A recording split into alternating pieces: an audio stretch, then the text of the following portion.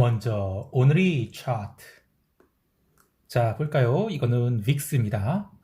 S&P 변동성 지수고 19.06포인트로 끝났습니다. 8월이 저점을 깼어요. 4월이 저점은 아직 안 깼고 1월이 저점도 안 깼는데 깨러 가야겠죠? 자, 그리고 이것은 NDX 나스닥 변동성인 VXN 지수입니다. 8월이 저점 깼네요. 4월이 저점 깼네요. 안녕히 가세요, 저. 자, 그리고 이건 V스탁스. 이거는 유로스탁스 변동성 지수예요. V2X. 네, 저점을 향해서 안녕히 계세요. 마지막으로 이것은 변동성 지수 빅스 인덱스나 그 다음에 변동성 선물 UX1이거든요. 요거랑 그 다음에 ES1, 그러니까 이민희 S&P 지수와의 비교를 해본 건데 여기 힌트가 있어요.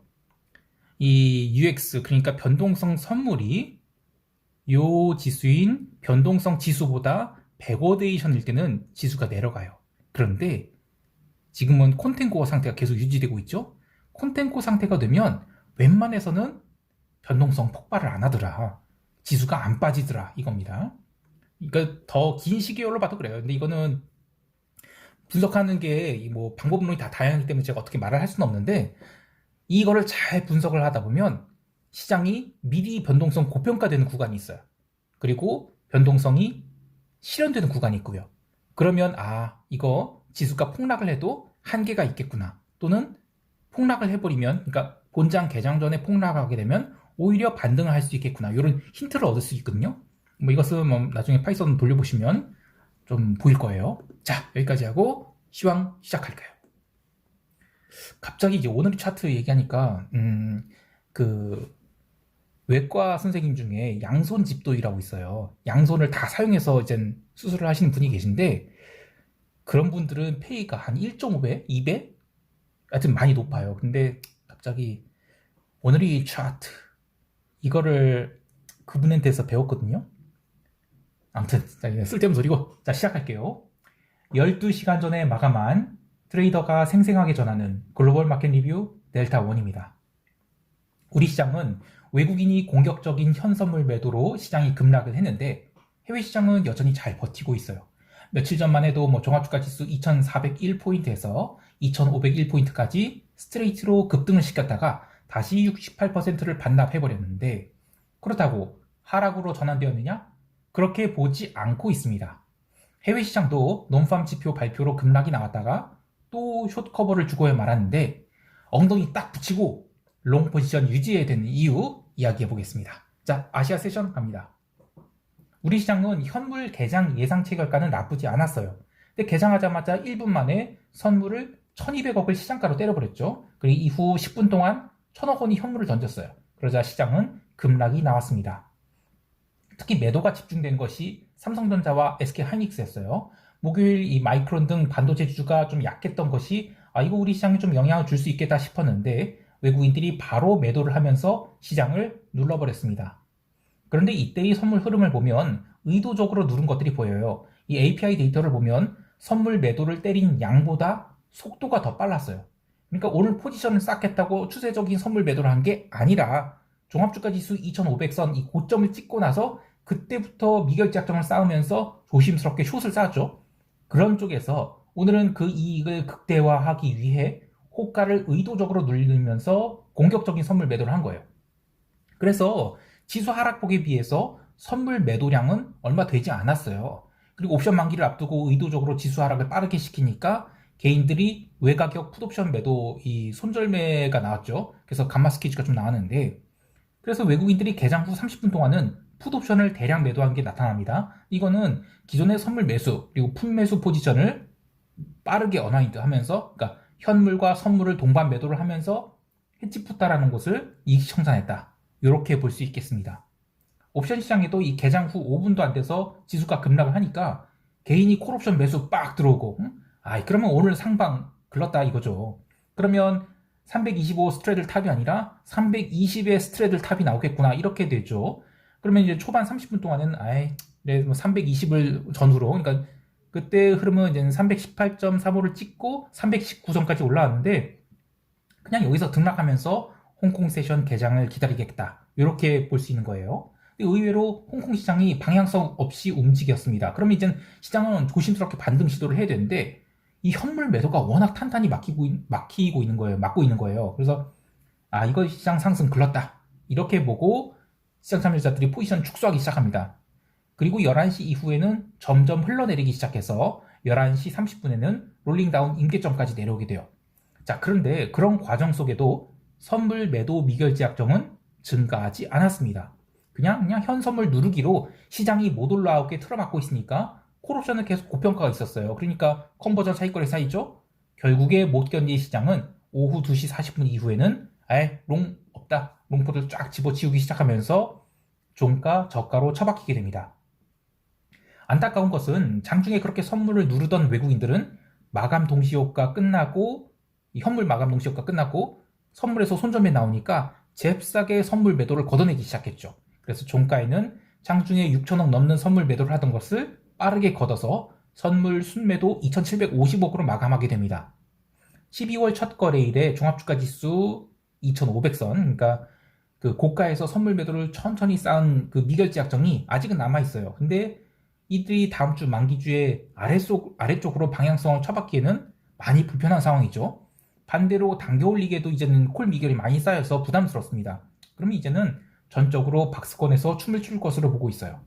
그리고 우리 시장은 다음 주 금요일에 진정한 이벤트가 있죠.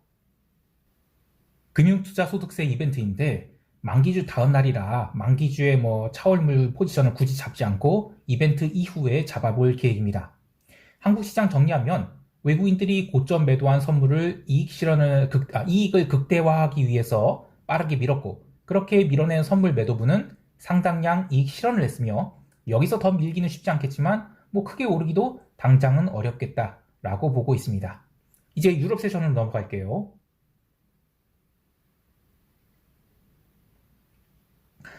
유럽 증시는 오늘도 변동성을 죽이면서 따주기 흐름에 보였습니다. 유럽 증시 특징이 한번 변동성 매도 구간에 갇히고 횡보장에 갇히면 한 달이고 두 달이고 횡보한다는 이야기 여러 번 했는데요. 지난 11월 14일 시장이 레벨업에 성공한 뒤로 오늘까지 거의 4주째 제자리나 마찬가지 그런 횡보를 하고 있어요. 물론 시장이 안 빠지고 있다는 것 자체가 시장이 강하다는 것을 증명하고 있는데 여기서 레벨업을 할 캐털리스트가 뭐가 있을까 생각해보면 사실은 보이지 않아요. 그런데 이제 슬슬 러시아 우크라이나 전쟁의 탈출구가 보이려고 하고 있습니다. 어쩌면 이 뉴스가 유럽 증시 마지막 슈팅을 주지 않을까 해요. 물론 이것은 쇼스 퀴즈로 나타날 것이고 전쟁이 끝나게 되면 그 많은 이 전쟁 부채를 유로존 전체가 공동 부담해야죠. 이 뒷감당 어떻게 할 것인가에 대해서는 사실은 갑갑하기가 그지없어요. 그래서 전쟁 끝나고 그런 전쟁 끝 이슈로 유로존이 급등을 한다? 그러면 그때 가서는 유로존에 숏을 잡던지 이런 걸 생각해 볼 수 있을 것 같아요. 그렇다고 해서 A자 형태로 봉우리 하나 딱 만들고 바로 막 부러지기 시작해서 다시 급락한다. 이렇게 보진 않고 있는데요. 어쨌든 유로스탁스 기준으로 4,180포인트까지는 또 열려있다라고 보고 있어요. 거기서 더 못 가고 몇 번 봉우리를 만들고 나서 다시 가든지 아니면 올해 기록한 저점인 3,200포인트를 깨러 내려가는 이거는 올해 이야기는 아닌 것 같아요. 그 뒤에 심각한 추세적 하락 나오는 거 이건 내년으로 보고 있습니다. 그러니까 내년에 그럴 가능성이 있다는 것이지 거기까지 간다는 생각하지도 않고 있고요. 그때 가서 봐야 되겠죠. 근데 어쨌든 당장은 올해 말까지는 시장이 웬만해서는 하락이 나올 생각이 없다라고 보고 있어요. 참고로 오늘로써 유로스탁스 변동성 지수 19.32포인트로 요거죠. 여기 이제 V스탁스 19.32포인트로 종가 저가를 찍어버렸어요. 근데 해외 시장이 지금 아래 꼬리 달고 올라왔죠. 그러면 유로 변동성도 올해 1월에 기록한 자리까지는 내려가지 않을까 합니다. 자, 증시는 그렇다 치고 채권 시장이나 통화 시장 그리고 상품 시장에서는 어쨌든 미국이 논팜 이벤트에 잠깐은 충격을 받았어요. 그러나 대부분 상승 마감했죠. 자, 그런데 단순히 상승했다라고 보는 게 아니라 이러한 시장의 흐름 속에 담긴 핵심을 짚어야 됩니다. 저는 그 핵심을 채권 시장에서의 절대적 매수 수요가, 특히 장기 채권 매수 수요가 보였다라고 이야기하고 싶어요. 글로벌 채권 시장이 대부분 지금 장단기 스프레드가 역전된 것이 최대치를 기록하고 있다고 하는데 이것을 리세션 패턴이라고 할 수 있겠어요. 그런데 올해 채권 시장 자체에 과도한 숏이 있었죠. 아무리 파월이나 블라드 영감들이 속도는 늦춰질 망정, 높이는 더 높아질걸? 이렇게 외친다 하더라도 시장은 웃기네? 이 정도면 장기 채권을 사줘야지. 이런 반응을 보이고 있어요. 이것이 계속해서 장기 채권 매수 수요를 자극한 데다가 기존의 장기 채권 숏포지션 갖고 있던 쪽에서 스탑로스에 나서면서 역전 현상이 극심해지고 있어요. 자, 그런데 채권 장단기 스프레드가 역전되면 리세션이 조만간 오고 또 증시는 폭락한다고 이야기한 쪽이 있는데 저는 리세션 이미 왔다고 계속 얘기하고 있어요. 리세션이 뭐 전미 경제연구소 그러니까 NBER에서 실질 GDP가 2분기 이상 연속해서 감소했네요. 이제 리세션입니다. 딱 이렇게 선언해야만 리세션이 아니고 개별 시장이 가격으로 자기 실현적 리세션을 만들어내고 있다 이렇게 보고 있어요. 그런 의미에서 이미 리세션은 시작된 거죠. 그리고 리세션 탈출하는 동안은 추세적인 하락이 나오기보다는 리세션 탈출들을 위한 시도들이 있을 것이고요. 그게 실패할 것으로 보는 쪽에서 미리 꺾어낸다? 그럼 또 약을 뿌리겠죠? 그렇게 큰 그림에서 비추세 과정을 겪고 나서 언젠가 호황이 올 때까지는 굉장히 어려움을 겪게 될 거예요. 그래서 이거는 리세션 왔다? 그래서 주가가 내려간다? 이렇게 보지 않는다는 겁니다. 잠깐 시황에서 벗어난 이야기를 하면 저는 퀀트 트레이더들을 그렇게 좋아하지 않아요. 물론 그 시장에서 이렇게 드러나지 않은 그 뭐 3, 4대, 4세대 퀀트 트레이더들 이건 굉장히 훌륭한 사람들 많아요. 그런데 이 퀀트 책 팔아먹는 강환땡 이런 후배들 보면 이건 좀 아니지 아니나 싶어요. 물론 리테일 대상으로 본업이 있는 사람들에게 뭐 저 정도 조언을 해주는 것은 나쁘지 않다고 봐요. 그런데 전업 트레이더나 뭐 월 단위 혹은 분기 단위로 포지션 리밸런싱을 해야 된다? 예, 그럴 게으른 놈들이라고 생각해요. 트레이딩은 정말 신중한 비즈니스입니다.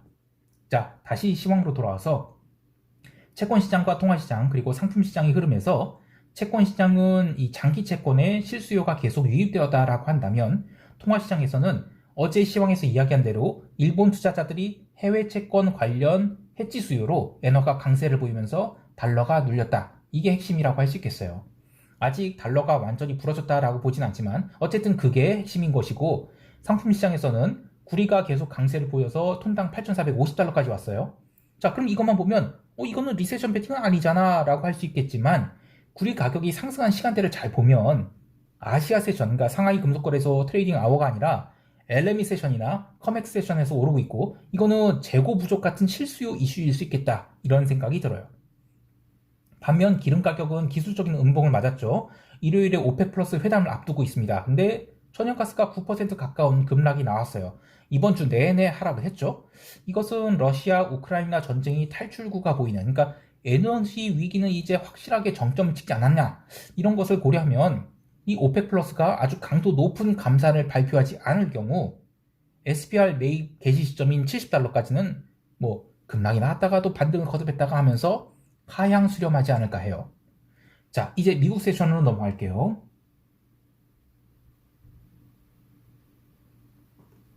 미국 지수 선물은 일본 증시가 개박살이 나고 있는데도 거의 빠지지 않았고 또 유럽 세션에서도 별다른 방향성을 보이지 않은 채 횡보를 하다가 논팜 지표 발표와 함께 아주 강력한 하락이 나옵니다.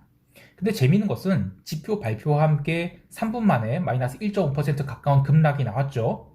근데 변동성은 그때 전일 고점을 넘기지도 못했어요. 변동성이 고점을 넘긴다는 것은 지수가 저점을 한참 깨고 내려가야 되는 것인데 지수는 실제로 저점을 깨고 내려갔는데도 변동성이 고점을 넘기지 못하는 거는 이 변동성 콘텐츠가 워낙 심해갖고 그러니까 이벤트에 대해서 충분히 해지가 되어 있었기 때문에 지수가 급락이 나와도 변동성이 안 튄 거예요. 그러면 이제 본장 들어서는 이벤트 소멸로 변동성 매도가 나와서 시장이 오히려 반등할 수 있다 이렇게 봐야 되는 것이죠. 결국 본장 개장하자마자 강력한 매수세가 유입되면서 장중의 하락폭을 거의 다 메운 데다가 장마감 1시간 30분을 남겨놓고서는 당일 진입한 쇼포들이 싹 다 손절매를 하면서 나스닥 선물은 12,050포인트까지 올라오기도 했어요. 물론 이후에 차익 실현 매도가 나오면서 다시 12,000선 이하로 내려오긴 했지만 시장에는 매도세보다 대기 매수세가 훨씬 많다는 것을 다시 한번 확인할 수 있었습니다. 논팜 지표 내용에 대해서는 애널리스트 분들이 더 잘 해설해 주시겠지만 핵심을 보면 고용지수는 컨센서스 상회한 26만 3천으로 나왔고 그리고 시간당 평균 임금은 여전히 증가세를 유지하고 있습니다. 그래서 이 지표를 보고 아직 긴축 완화를 외치는 것 혹은 피봇을 외치는 것은 오버액션이구나 나스닥 숏, 채권 숏 이렇게 외친 쪽은 물론 데이터 디펜던트로 접근한 건 맞아요. 그런데 트레이더는 그 이면을 봐야 한다고 생각합니다. 이벤트에 대한 반응이 바로 그렇게 나왔다라고 하는데 거래가 너무 없었어요. 그리고 변동성 살아나지 못했죠. 더 중요한 것은 시장이 이벤트 이후에 추가 하락을 하지 않고 시가선부터 계속 매수가 들어왔다는 거예요. 제가 10월 14일 이후로 시장은 더 이상 지표에 추세적 반응을 하지 않고 있다. 이런 중요한 변화를 시황에서 계속 이야기하고 있죠. 이렇게 실수요자들이 매수가 더 강하게 들어오고 있다. 이게 핵심입니다. 이제 시장이 이렇게 올라왔으니 월요일에 애널리스트분들은 지표 해석을 둘로 나눌 것 같아요. 자, 이렇게 의견이 나뉘어져 있을 때는 여전히 기존 수요, 그러니까 수급이, 즉 매수 수요가 더 강하게 작용하게 됩니다. 이렇게 해서 모두들 매수로 쏠려 있을 때가 롱을 정리할 때가 될 거예요. 근데 아직은 안 쏠려 있죠. 계속 의견이 분분합니다. 그럼 더 가는 거죠. 개별 종목을 보면 전일 급락을 했던 파페치가 데드캣 바운스로 8.5% 반등을 했고, 또 금융주가 조금 떨어졌는데 눈에 띄는 것은 페이팔 홀딩스, 아마존, 콜스트코 홀딩스, 콜스트코 홀세일 이런 주식들이 눌렸다는 거예요. 이거 명백한 리세션 베팅이죠. 전체 시장을 보면 점점 시장이 정점이 가까웠다고 하지만 아직은 추세를 꺾을 이유가 전혀 없어요. 또 메타 플랫폼스 같은 경우에는 갭다운 마이너스 4.7%가 나왔는데 이것을 플러스 2.5%의 양봉으로 마감을 시켰어요. 숏 스퀴즈가 계속 이어지고 있다는 것도 특징입니다. 마지막으로 S&P 변동성인 빅스 지수 그리고 나스닥 변동성 VXN 지수를 보면 드디어 빅스 지수는 빅스 이야기 19.06포인트로 올해 8월에 저점 깼어요. 그리고 올해 4월에 저점 아직 멀었죠. 또 빅스 1월에 저점 멀었죠. 그래서 또 빅스 선물은 그 21.25포인트로 1.2포인트 넘는 콘텐고예요. 빅스 매수 아니죠. 그리고 나스닥 변동성인 VXN 지수 얘도 마찬가지로 올해 8월에 기록한 저점 깨버렸죠. 그리고 4월에 기록한 저점 깼어요. 그러면 이제 1월에 저점으로 가야죠. 여기까지 내려가야죠. 그 지수를 그러면 여전히 이 숏으로 볼 수 없어요. 특히 나스닥 변동성 지수는 연말로 갈수록 계속 하락할 것으로 보이는데 여전히 나스닥을 구성하는 대형 테크 주식들에 대한 숏 스퀴즈가 남아있다라고 보기 때문이에요. 이 크라우디드 트레이딩의 무서움에 대해서 여러 차례 이야기한 바가 있었는데 올해 특정 테마를 갖고 포지션을 잡아서 크게 수익 낸 쪽에서 이 고정, 그러니까 언와인드 흐름이 나오기 시작하면 탈출은 선착순이죠. 그 올해 레이달리오의 그 브리지워터 그 펀드가 그 9월까지는 2디치 이익을 보였어요. 그러다가 11월까지 이 2달 만에 올해 수익이 상당수를 까먹었다고 합니다.